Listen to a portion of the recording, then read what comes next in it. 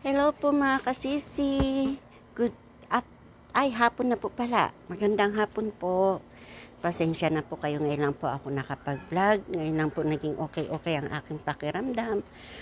Dahil isang linggo po akong nakahiga lamang sa aking kwarto dahil nangihina po ako. Pero ngayon po, okay naman na po ako. Kaya pinilit ko na rin bumaba para tignan ang aking mga pananim. Andito po ako sa aking mga pananim ngayon para tignan sila. Ipapakita ko po sa inyo ang aking mga pananim. Ito po, ayan po. Ayan po ang patola. Ito po yung patola ko. Ayan. Kahapon, nag-ulam kami ng patola, saluyot, papaya, dinengdeng. And then, dinengdeng na walang bagoong kasi bawal sa akin ang may bagoong. Tapos, pritong isda. Ayan po ang aking mga kaso bibigay na yata dahil sa sobrang niya.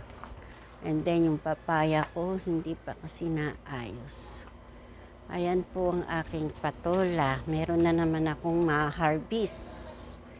At ito naman ang aking, okay na rin pala ang aking sili, saluyot at ang aking mga talbos. Ito naman ang aking mga talong, aso, ayan ang mga talong.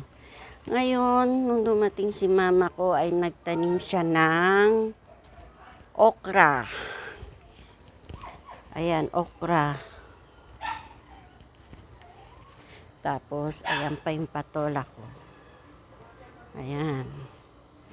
So, meron na naman akong magugulay. Ayan, at yan naman ay, abang tawag dito? Luya. Yan, luya. Luya. And then, ito naman ang aking fortune daw na halaman. Lucky plant. Yan.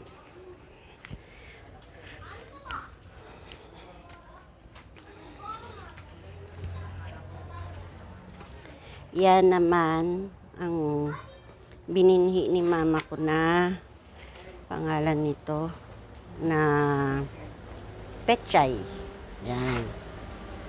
Pechay. At ang aking mga halaman din. Ayun. Okay naman siya. Yan. Medyo lakad-lakad lang ako. Bukas na lang ako mag-walking para pati sa umaga makapag-walking ako. Dito lang muna ako sa loob ng bakuran maglalakad-lakad. At ayan lang ang may share ko sa inyo na ngayon. At marami pong salamat sa mga nanonood sa aking vlog. Sana po i-subscribe ninyo ako sa Gara Vlog sa YouTube po. I-like nyo na rin and i-share nyo na rin po. Maraming salamat. Bye!